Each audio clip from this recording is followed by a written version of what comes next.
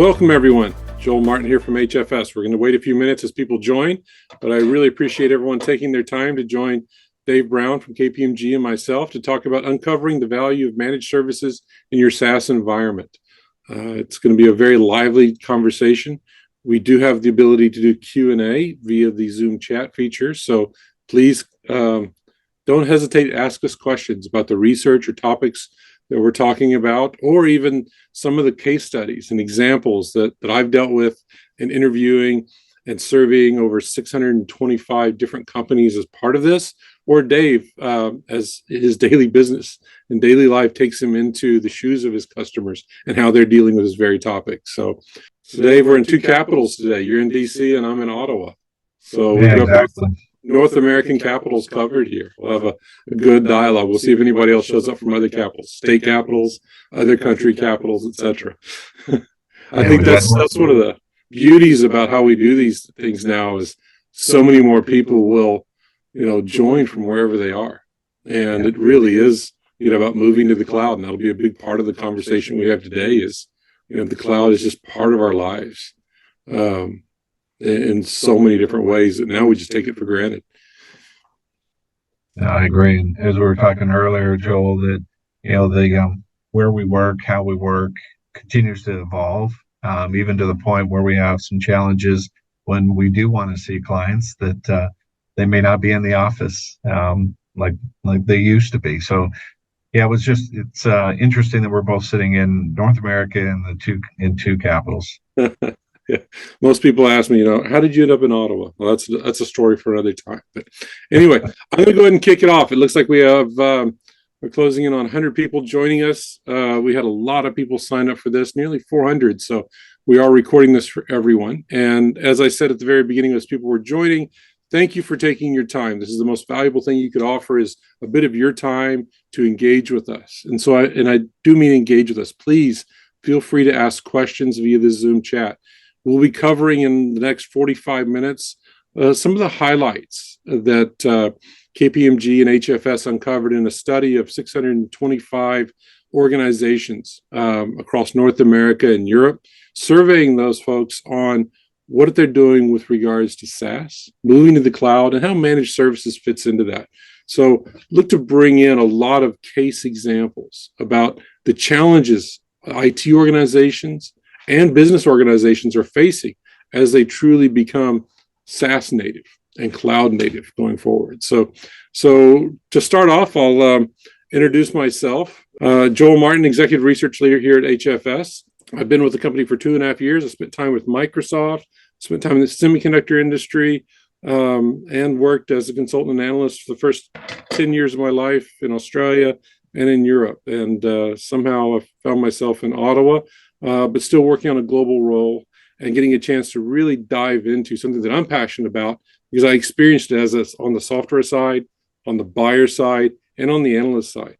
The evolution of SaaS, really seeing not only front office CRM and tools around customer engagement, but also back office ERP from Workday to Oracle to Microsoft Dynamics. And some of those vendors we delved into quite deeply with this research, looking at how healthcare and banking and finance and retail and manufacturing. So a big, rich report is available to everybody and will be sent to you as a follow-up to this slide. But let me introduce Dave Brown. Dave Brown joins us from DC, the other capital in North America.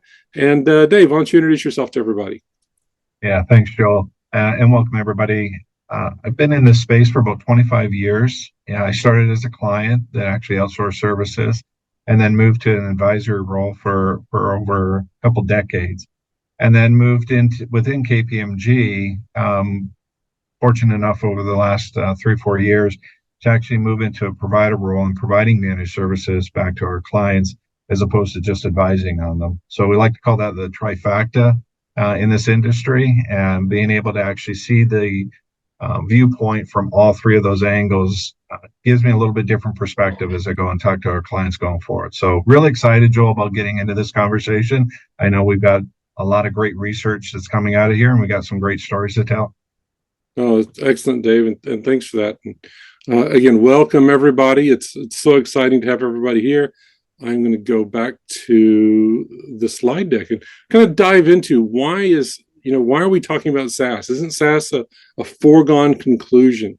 And aren't we just everybody's SaaS native now? Well, interestingly enough, no. We are seeing a dramatic increase in SaaS. And so when we did this survey of large enterprise companies, asking them a very simple question, how much of your software has moved from legacy on-premise purely into a SaaS model, working closely with ISVs, even taking your own software, moving to cloud and delivering that as a SaaS model. And we've seen just over the last 2 years going from 29% of all their applications being SaaS-based to now 40%, with more to come, expecting to be over 50% in the next 24 months. So really seeing a change here. But it's really not just about the fact that software is being offered as SaaS. I mean, this all started arguably with Salesforce back in about 2002 when they came out with their first CRM evolution, and then everybody kind of jumped on the bandwagon, and we saw it go from a revenue model, a delivery model to a revenue model, and companies really pushing there. But the fundamentals that we see for this is, you're embracing SaaS because it's really bringing value to your organization. I'll get into that in a little bit. But in a debate that Dave and I were talking about, it's part of a broader change in your organization. You're really evolving how IT operates and how IT serves the business. And I think it sets up a bigger conversation that we need to have around what's SaaS's role in the overall, focus of your organization in becoming cloud native. Do you agree, Dave? Yeah, definitely, Joel. We're on the same page there. I would go one step further. Our viewpoint is clients are taking their business to the cloud. And in doing so, what they've got to do is really re-educate their organizations around what does that mean. And it's not just a transition one time, it's an ongoing change. And I know we're going to get into this as we talk about the value that SaaS brings with the ongoing releases and the upgrades that are coming in with new functionality. But that means you got to have a business model prepared to be able to take that type of change on a continuous basis. So there's that education of what it means to move your business to cloud is very different than I got to have an IT group that's ready to do break fix. We've got to prepare and educate the business for the continuous functional transformation that's going to happen. But you're right, Dave. That whole move to cloud native, and I think you're touching on it. The challenge that a lot of companies are going through when they see the opportunity to move to a SaaS model is the ability to really kind of upskill a lot of their people and do some resourcing changes they've wanted to do.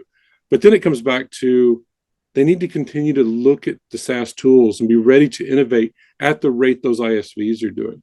And that's what really came out in our research was, adopting, whether it's CRM or ERP or service desk solutions as SaaS. It's not a one and done. It's something that you have to incrementally be prepared to co-innovate with your partners on, to bring that expertise into, how new security, UX, collaborative, productivity tools are brought to bear. And we'll talk a little bit more about that going forward. Are 6 different things that are going on with SaaS value creation. And what we saw in our research was there are 6 components. One, the number one always comes up in research, cost savings. Second is really the scalability that SaaS brings, being able to deliver the solution anywhere, anytime, on any device. Really giving flexibility to how people work with software to capture information about their customers, their operations, their inventory, their transactions, and build upon that at a speed that they couldn't do with legacy solutions. Becoming faster to market was the next one. So adopting SaaS really allows you to deploy solutions at speed, enabling everybody in your organization to be working on the same version, have the same functionality, no matter where in the world they are and what tools they're using. Improving collaboration and productivity, how people are working together on an ongoing basis to, work more effectively, to increase their operational efficiencies. We see both of those evolving quickly as SaaS solutions are put out there. Getting access to advanced functionality, really leveraging the co-innovation that is going on with the ISVs. When something's needed an industry or new technologies come out, new integrations are available. It's really letting new functionality come to bear, really driving business outcomes. And then finally, enhance security and compliance. We keep focusing on security. It's not something that's going away, but these large ISVs, Microsoft, Oracle, ServiceNow, are very focused on ensuring they're getting those patches and that protection out to all their customers, ensuring that their software is up to date. Now, it's still up to the company to make sure they have embraced all of those, but it is available. And that's one of the key things there. So that's what I'm observing. David, what has been in your experience as we're talking about SaaS creating value? Yeah, there's been a big discussion from the platform providers themselves that the value of the reduced cost on the IT side, and we always joke that managed services just in general has had cost as the number one contributor why clients are buying this. But in a SaaS move, there is that initial thought process that we're going to get all this IT savings, but there's an additional value that's coming through. Where do we see the savings and business value? You mentioned about outcomes, but what are those? Does the promise of having SaaS functionality and continuous improvement on that functionality allow us to manage some of those business drivers like reducing receivables? Is that something that's in the promise of implementing a cloud-based application? How do you sustain that? There's always the initial, great, we can get it done, but if you're not prepared to be able to support that, all of these start eroding away very quickly. So as just perfect example, we have a client, large manufacturing client in the Midwest, who pulled and we're going to touch on some of this stuff I know later, and we joked about this before. We got lots of examples that go across, but they did take down a lot of their IT services or IT employees because there was not a need to have as much going to cloud, but the releases that come out, the regression testing that was required was substantial for them to be able to actually sustain it, and needed to actually have that built back up. What it did was distract away from the folks by looking at the functional capabilities, and the business drivers started to suffer. So again, it started eroding on that value statement you're capturing. And then people start going, well, why did I come to SaaS in the first place? IT costs are higher than projected. I'm not getting the business value. And a lot of it wasn't a forethought, meaning they didn't think through it as they were going through the implementation, what the support model needed to look like, what were the skills that were needed. So in this case, no argument that these are the value creators. Our clients are starting to get smarter about understanding the impacts to their ongoing support model now before they implement it, so they're prepared to be able to actually achieve the savings across all these levers in the future. That's I would say probably the number one complaint that clients have had as they've implemented SaaS is they wish they would have known that support model needed to be there a little bit stronger than they had in the past. So to me, as we got a lot of examples that we'll go through in the future, that's probably the biggest lesson learned that I'll share with everybody is making sure that as part of your vision and validate sessions in implementing a SaaS is to think about your support model. Great. No, I think there's a question already from Eric, and he talks about what are some of the best solutions and approaches that a managed service provider can apply. So you just talked about some of the challenges there, and I know we're going to get to some of these conversations, but the questions are out there. So let's go.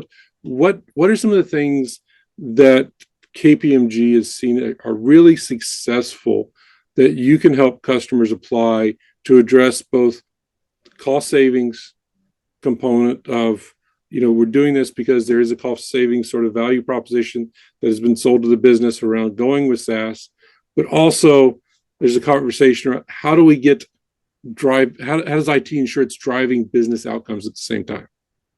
Yeah, so I think there's two parts to that. I mentioned a little bit about the vision validate session in the implementation of your SaaS. I can't stress how critical that is to make sure that you're planning for the run side of your SaaS environment. That has to include what are those key metrics that you're going to measure, but also the education, not just of your IT department, of what's coming. And you're going to get an opportunity to do that. There's going to be at least one upgrade that you're going to go through during implementation. So your regression testing is going to happen. You're going to have to figure that out. You're going to want to know what are the upstream and downstream impacts are going to be on the process. And you have to rethink your operating model that as I go forward, new functions and features are going to affect that operating model. And how am I positioned to understand and evaluate the actual effects that it's going to have? So building that support early stages and building it into your business case. So there isn't any, be very honest, there isn't any misconceptions and misexpectations of what value you're going to achieve if you've actually thought through that up front before the implementation's done. And those clients that I've had that actually have done that have actually paid dividends. Had another provider that came in that had actually implemented Workday, and they did, sold the whole value proposition, but nobody told them how much support was required to actually maintain that. And so for us coming in as a managed services provider and setting up weekly sessions with them, monthly sessions to educate them on how to use the system, building training manuals. And then also the last part was having quarterly discussions about the next releases and that functionality so that they didn't miss any of the new functionality that comes in. So that's a lot in that, answering that question. But a lot of this comes into, pre-planning and thinking about your support model is a forethought. Mm-hmm. Completely agree with you, Dave. And in fact, Suresh of JCI, one of the folks that I interviewed personally as part of this, talked about how as his SaaS environment had grown to over 200 apps, leveraging the insights that they had from their managed service partner to just that. What's coming up down the pipe? What's important to us, given your knowledge of how you're helping us support the business? Everything from the support desk all the way through to implementation and the ongoing evolution of those SaaS solutions. Being a part of the solution, not just being seen as, hey, we've got to manage services, they're just managing the tickets. You can do so much more, and then leveraging like KPMG's relationship with these SaaS providers, understanding how you're working with them as well to understand what they're bringing down the pipe is just so valuable and such a missed opportunity for too many companies, in my opinion. The slide here represented a big piece of our research showing that one of the biggest barriers to adopting new SaaS functionality really came down to resourcing and readiness. And it's something we just touched on. So we opened the door to that very point. And it came down to a view that IT is so busy trying to drive value for the business, creating new solutions, that readying itself on the releases of these other, of the upcoming Oracle, Workday, Dynamics, ServiceNow, Salesforce, and a sundry of other smaller SaaS packages is something they can't keep up with.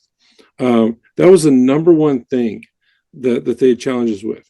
Readying their partners with regards to support desk, readying their business, all came into challenges that they suffered. And then ensuring all the integrations, the security patches of one vendor's upgrade didn't negatively impact other solutions. So 65% of the reasons why they weren't adopting SaaS functionality wasn't because the business didn't want it, or that they were struggling with it. It really came back to they just didn't have time to properly ready themselves and deliver the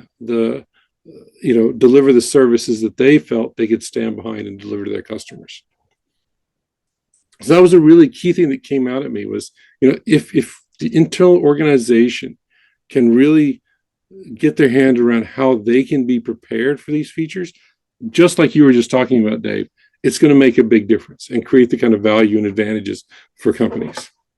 Do you agree, or do you see something, can you build on that from your personal experience? Yeah. So one of the things that, we've talked a lot about the evolution of IT, and the role IT plays. And some of this is making sure that they're viewed as a strategic partner in this place. But some of the barriers sometimes gets in the way that how far does an IT organization need to be in the business side to really make an impact? And my argument's always been, you need to have that balance. You need to have that obviously IT expertise, but you need to have those that are the architects that can actually translate that into the benefits that can be brought. And SaaS is a great example of that there's just constant updates to that environment, new features and functions that are coming in. And if you don't have a balance in your IT organization of folks that are looking for those changes, and we provide that as part of our quarterly biannual review as we work with each of the SaaS providers to understand them, but then identify that to our client. But more importantly, they said, why is our IT provider, of SaaS supporting us, giving us business functionality advice? And what they quickly realize is we have to. My provider has to be able to do that. And I think that's been a bit of a miss with the IT organizations, in that they are so enamored, and because they're short staffed, that they're still looking at just a break fix, right? Mm-hmm. I need to make sure that the system's up and running. And you said it earlier, when a new release comes out, let's just make sure nothing gets broken, it still works. But they're not looking at any of the functions, features. And I say that it's a broad brush. I know that's not the case in all IT departments, but for most of the clients we talk to, that's where they're at, because they've cut so much in their IT organization with the hope and anticipation of what a SaaS will do for them. So that to me is telling me we need to take a look at retooling some of our IT departments, or the service providers that are supporting that need to rethink their business model and the services that they're going to provide to their clients. That's great. There's a question. It brings up a data point that we loosely touch on here in this slide, where we talk about 14% of the respondents said training of non-IT staff and users of these new features was one of the barriers. So an important one, and probably the biggest non-technical one out there, is how do we ready the business? We asked a follow-up question in the survey, and we explore it a bit more in the paper that's released alongside this study. But when we asked, what are you using your managed services provider for? The number one thing was helping us ready the business.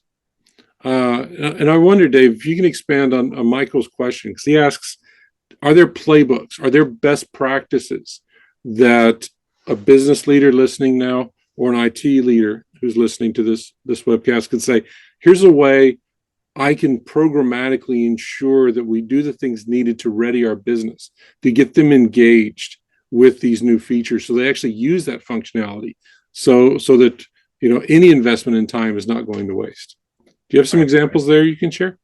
Yeah, absolutely. Without it sounding too self-serving, KPMG's invested a lot in, as I mentioned, the education of moving your business to the cloud. And what that means is there are playbooks. There are things that we come in, even before you're actually getting to the vision validate stage of the implementation process. There is a whole impact readiness of moving your business into the cloud that we take clients through. And that'll go through everything from people, processes, the tech that's accompanying your SaaS. It is a way for executives to understand whether or not just they're ready, but are their stakeholders ready? Because it's just as important. Again, as I said, a CIO can go through this, and even maybe an individual business function like a CFO, if they're wanting to actually implement it for the finance and accounting. But if they're not actually looking at the adjacencies and those that they're touching by this, they may not actually be ready to take this on, and they need to make sure that they're communicating the impacts that's going to have. So that impact readiness assessment is a critical piece for any executive that's looking to deploy this in their organization, because that way they're actually able to factually to be able to communicate out what potential impacts that's going to have in all the adjacencies around them. Uh, Hmm. we've been through this. There's a large oil and gas company that we actually deployed this on. Or I'm sorry, we came in after they had the deployed workday that we weren't part of, but it was pushed from a pure finance and accounting and didn't know the impacts that it was going to have on some of the employee modulars. And one of the things that was interesting was when we got in there, everybody thought that was a failed implementation because there were so many things there was a ton of system generated tickets. There were a lot of challenges around, I don't know how to access this, I don't know how it works. What we found out there was nobody did any prep work in communicating the benefits of this outside of the cost savings they were going to get. Nobody talked about how it's going to work and that there's going to be these regular updates that are going to affect the adjacent system. So we took a step back, did the impact assessment, started the communications, and then the CFO was taking it to their executive meetings every quarter to give them an update on the progress that they had with their Workday implementation. So Hmm. it's those kind of things, Joel. I think that you have to go in this with eyes wide open and not take the marketing misinformation and just say, hey, look at the great business case we can put together. There's still a lot of work in educating, as a C-level, your peer group to make sure they understand the impact that's coming and moving just even their own function into the SaaS. No, that's great. And I would say I agree with everything you said there, Dave. And I think there's some great insights. The other thing I'd add for Michael and for others on this call, um, two things that I found very practical. One, we talk a lot about how do you free up your IT resources inside your company to be closer to their business partners. And the number one way to do that is by leveraging your service partners to take care of, keeping the engine room going while you push your valuable people who want to work alongside their customers to see how are you using the solutions? How can I improve how you work? How can I improve your access to data and insights that will allow you to have a more positive impact on your customer? So get those folks out of doing the break fix. Get those folks out of doing some of the more remedial, well, I need to fix this to get that automation tool to work, and get them into the front office and have your resources that you're from the software firms, from the managed services partners, have them fix the other stuff. One thing. The other one, and I always feel the easiest one to miss is really preparing your service desk. Because as much as you might put training videos out there, as much as you might promote it, how many of us actually go click on that video and watch how to work that new widget? No, we wait until we actually need to use it, and then we can't figure it out. And the first thing we do is contact IT, contact the service desk. So you almost want to over prep and make sure that part of your organization is truly ready, because as soon as people start using something new, even if they watch the video, there's going to be some nuance. And then when they contact the service desk and they don't seem to know about that fix, that upgrade, that feature, they lose confidence, and that starts breaking down the overall trust in the system, and that will prevent the change from really happening and taking root and driving the kind of business outcomes that were promised. One thing, and that kind of builds up, actually kind of sets up really nicely, what do the IT organization face when putting out these updates? Lack of dedicated resources was number one. We've moved away from having 4 or 5, Exchange admins as we've moved to the cloud for email. We've moved away from having, multiple database administrators as we've taken advantage of moving more of our databases to the cloud and put them into analytics and BI and data pipeline development. So they don't, most companies don't have nuanced people into the SaaS solutions anymore. They're trying to do, resource differently. But that does prevent them from taking full advantage of the features. That change management point that Michael brought up in his question, IT can't keep up with it because IT is approaching it from a technical change management, not from what the business values, which is how it's changing how they work and how they understand what they feel their customers really want or what they need themselves in the manufacturing, in the operations, in the front office. And that really leads into fundamentally probably one of the most alarming stats we asked the IT leaders was only a third admitted that they are adequately considering the business outcomes that SaaS investment is trying to drive. They're focused on, hey, SaaS gives us scale. SaaS gives us a different cost model, takes us off all this capital expenditures, and gets us a lot more flexibility there. And SaaS creates a different kind of security model. Those are all great. Those all do have some business outcome, but it's typically not what that line of business leader, that front office salesperson, the customer support person really needs. And then how do they deliver the ongoing support? Now they've integrated all these SaaS solutions together. So these, we've gone from the barriers to now the challenges, and the challenges really are that shift, that mindset shift of, we're moving, as Dave mentioned at the very beginning of this, we're moving to the cloud. It's an operational change. Technology is more embedded than ever, but it's still there to augment and serve how people work and how your company differentiates its services.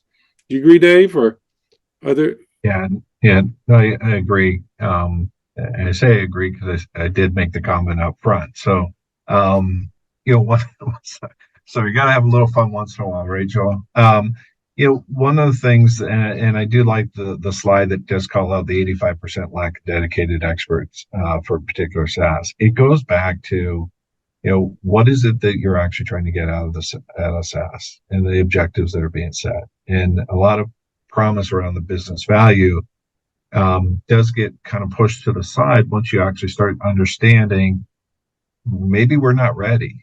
Right, we haven't maybe built out the team. Maybe we haven't educated our stakeholders of what the expectation should be for this. So, we do have a client that we actually work with up front, where this is another oil and gas company from Workday side that we helped them build out some of that capability, where we converted some of their IT staff that were more of the administrators.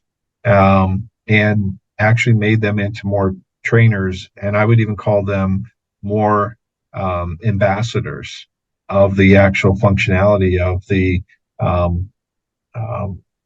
was the finance and accounting function, so that they had somebody that could actually communicate and talk through what's the functionality within the system itself, and how it applied to the business process, and had enough of a finance and accounting acumen to be able to actually relate to, hey, if we're making sure we're doing this and we're monitoring the reporting that's coming out of this, then it's going to make it easier for us to do our job. And in some cases, it eliminated them to do what they were starting to do, which was extract a lot of stuff out of Workday, put it in Excel, and started doing the analysis because that's what they're used to doing.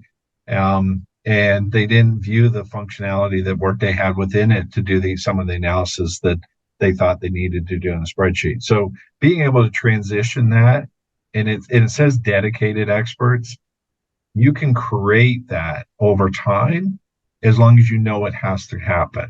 And to me, that's probably one of the things, again, I hate using some of the same phrases and some of the things, but the forethought of knowing you're going to move in this direction does mean there's a different support model. And if you don't want to do it, or don't feel as though you could build that out yourself, that's part of where KPMG and the other service providers have been building out a different support model, because we're already seeing this across multiple clients, not just you as a single. So that's why at least we're making that investment to build those capabilities out so that our clients don't have to. And not only are we doing it for that one client, we're taking that and doing it across the entire enterprise. So you get the value of having it done that way as well. But that was probably the biggest aha when I saw the challenges that we had our clients facing, was they couldn't make that transition of, how do I use this in a different way? The education just wasn't there.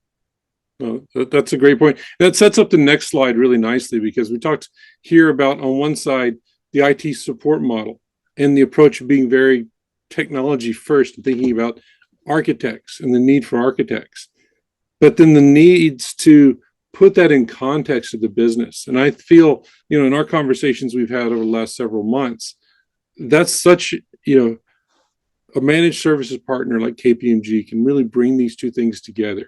And to one of the comments or one of the questions from Dennis is what parameters are a baseline for analysis. But they're looking at, how do basically these technology resources do things that are in business context, the domain of the user.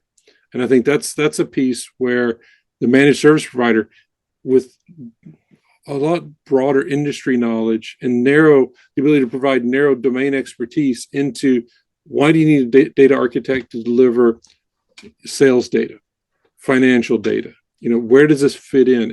And then putting that in context of the business, because you're collecting it from multiple different points of view. You're able to leverage, your workforce, your relationships with the ISVs, but also just where you're seeing best practices as you're rolling out these services themselves.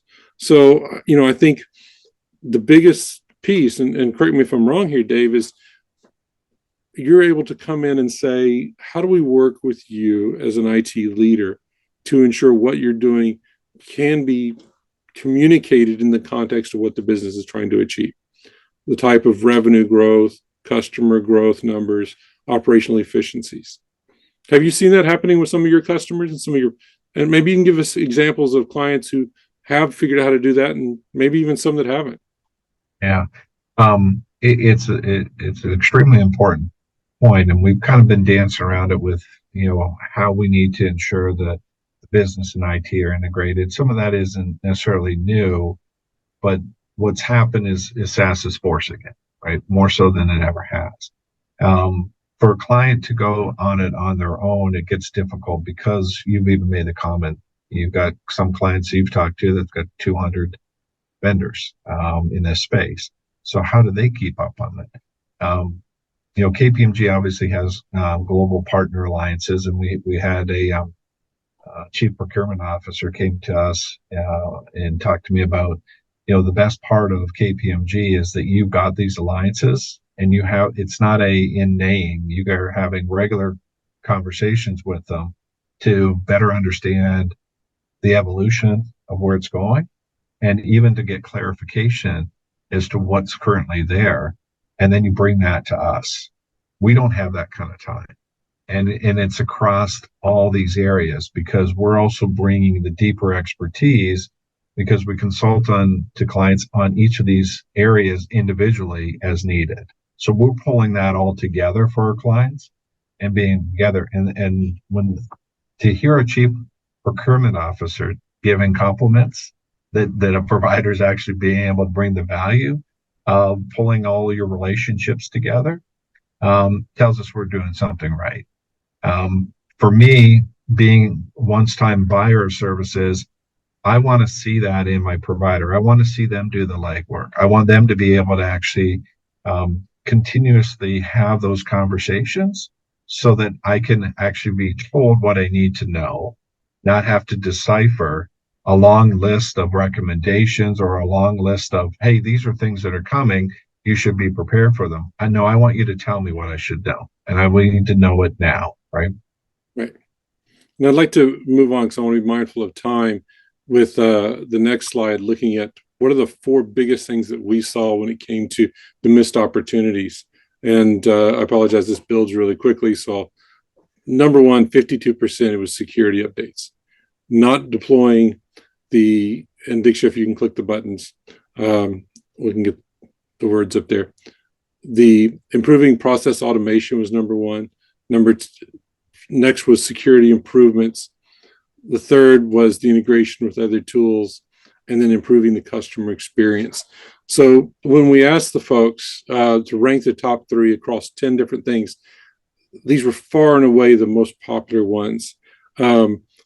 By not adopting new features, the new feature updates, those dot releases that come out 2 or 3 times a year from the likes of Oracle or Workday, the new automation features, the improvements in how the ISV is getting feedback from its customers on how it can make its software more functional is quite often missed.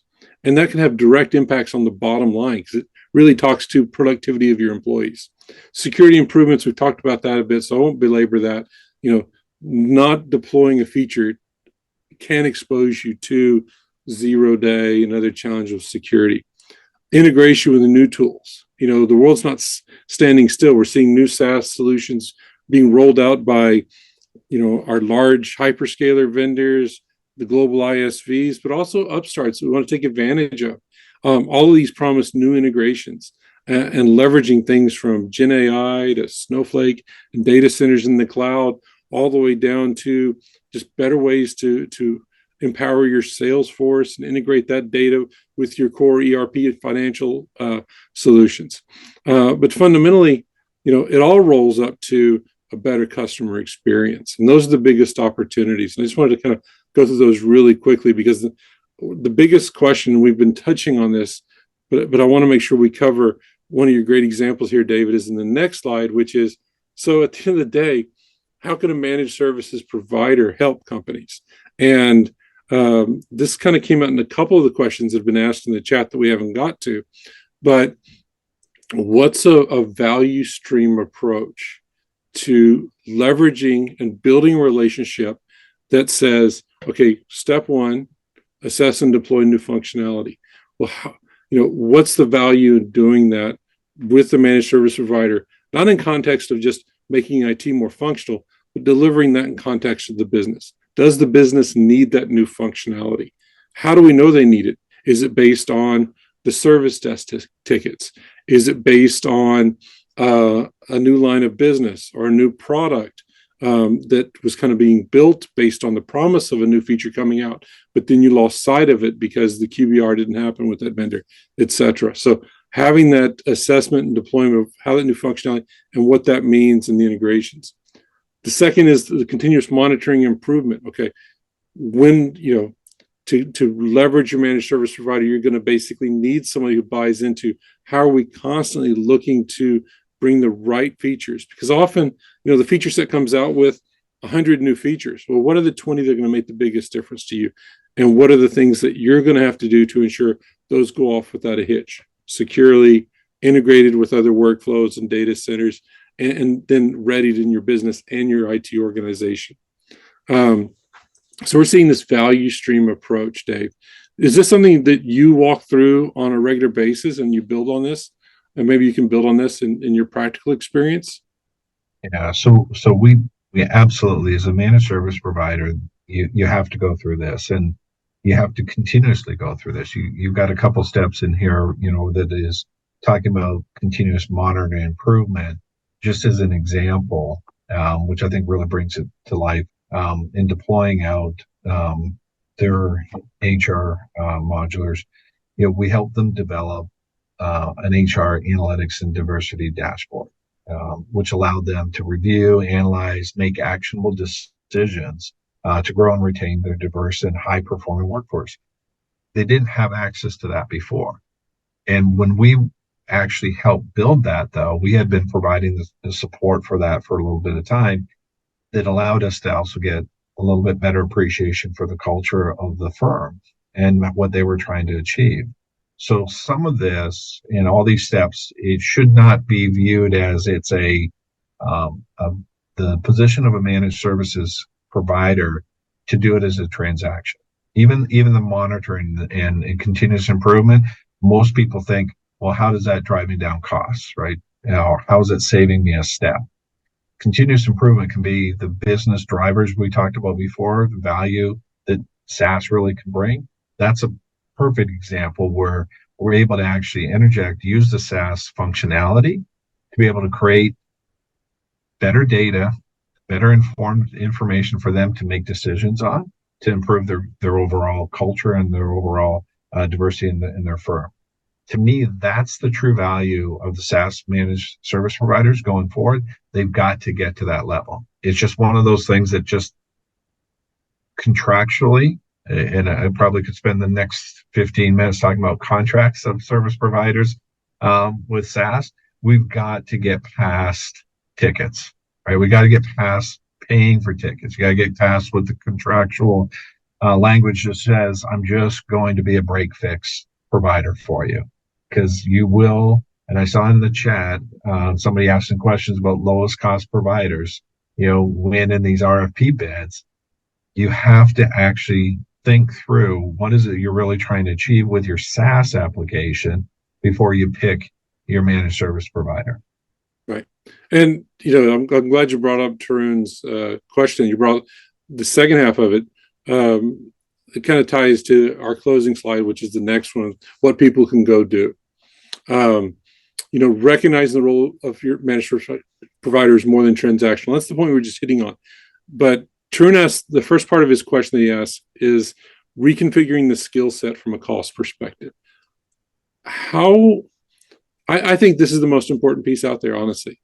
If we're talking about, and we've touched on it multiple points in this last 45 minutes, Dave, and I've got my view, but I want to hear yours.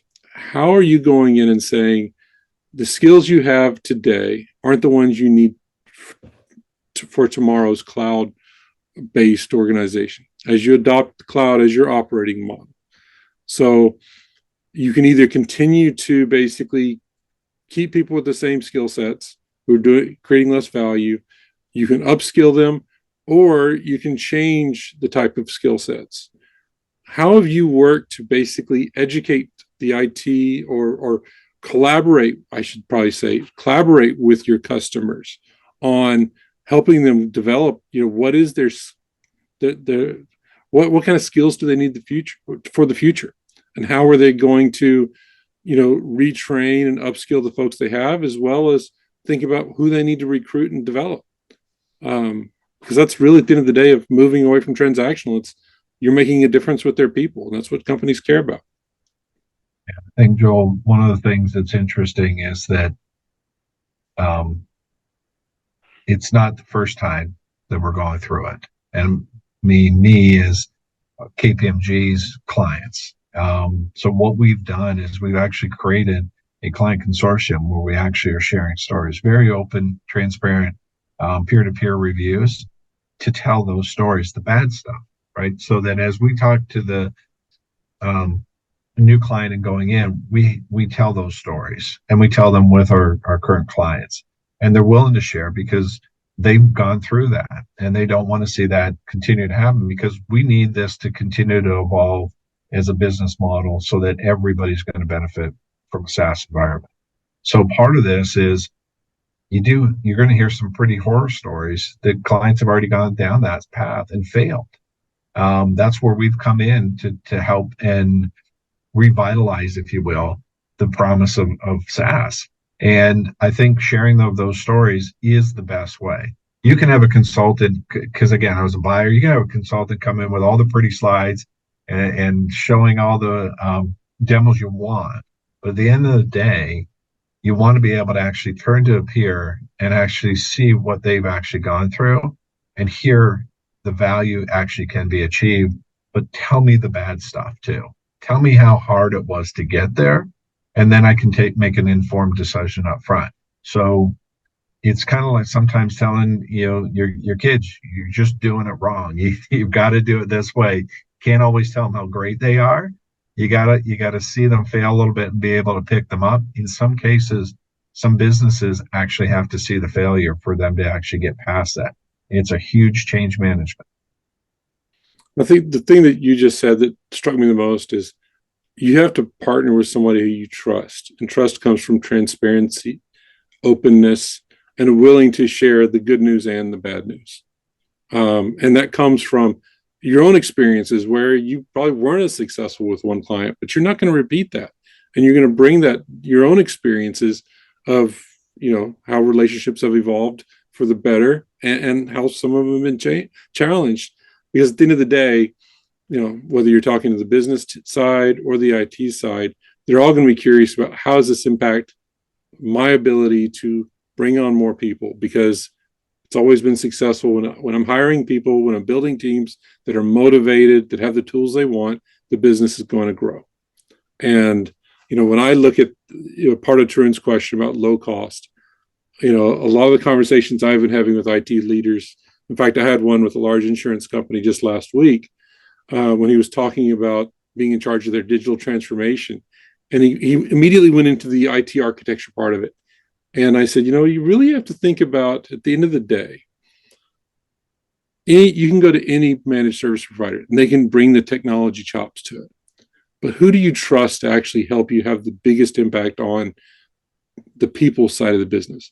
Who can help you start bringing some of the tools, as some of the earlier questions brought, some of the frameworks, some of the metrics that are people and job centric, and then augmenting that with the technology skills, the partnerships, and the know-how. And I think that's the biggest differentiator coming out of this is you're moving to the cloud, you're adopting SaaS. There's some programmatic things that you need to do to get IT supporting the business because they're so intertwined now. But at the end of the day, the business is about people, customers and employees. And that's where the relationship, to me, when I talk to some of your customers as part of this, the ones that were really had the best stories were the ones that, to your very point, looked beyond ticket. If it was just a ticket, if it was a transactional relationship, well, they're not getting the most out of KPMG. So why are they doing it? There's plenty of other people out there, and you guys are going to want to be working with folks that are going to teach you as well, because learning's something you do together, right? So I think one of the last go-tos and the list everybody can see is we purposely stayed away from Gen AI, Joel, on our conversation, but it's in everything that we're doing. And a lot of the conversations we're having with our clients ongoing as new releases are coming out, ISVs are putting that in to the new functions and features. We've talked about ServiceNow in the past where you've got your chatbots, but they've got ChatGPT embedded in it now.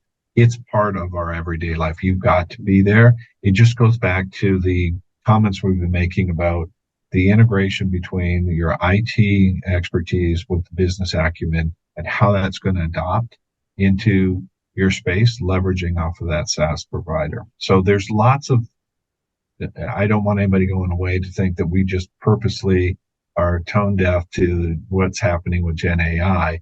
It is in every conversation we're having. And again, the same approach that we're taking about new functions and features, Gen AI is part of that discussion we're having with our clients every quarter. And what we're doing is actually taking all that information collectively together across the firm to be able to tell the client, here's how you can embed that. Here's how it's going to work for you. So again, I just didn't want to leave this conversation without folks not thinking as a managed service provider, that's at the forefront of our thinking. It has to be. Yep, completely agree. Well, thank you, David. It's been a great conversation. I really appreciate it. We had some great stories. You had some great examples of how you've helped customers navigate their SaaS journeys because it is about being part of the cloud. We talked about some of the technical barriers, the business barriers, the need for change management, and the need for a true trusted partnership. So I hope these have been some good insights that folks can take away. There'll be some follow-up. The recording will be available for this, as well as the materials and some conversations I've had with the KPMG team and a large healthcare provider. The study that we completed, really going into the metrics behind what are IT leaders doing now to really rethink their SaaS strategy as it becomes the lion's share of their software portfolio. And hopefully some takeaways that you can feel free to engage both with David and myself via email and our contact information, which will be shared as well. So thank you, everyone. I appreciate your time. Thank you, as always, Dave. Very insightful. Love hearing the stories. Thanks, Joel. Take care, everybody.